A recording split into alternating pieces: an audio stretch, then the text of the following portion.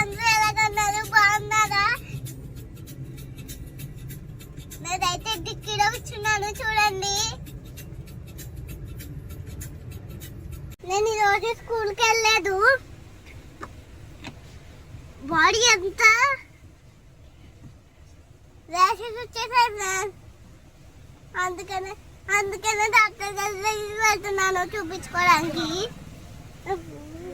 అమలాపురం హాస్పిటల్కి అయితే వెళ్ళాము. తిరిగి వెళ్ళిపోతున్నాం అనమాట.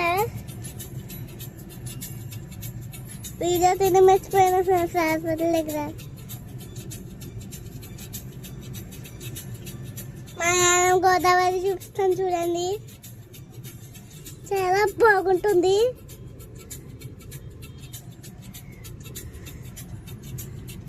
చాలా కూల్గా ఉంది.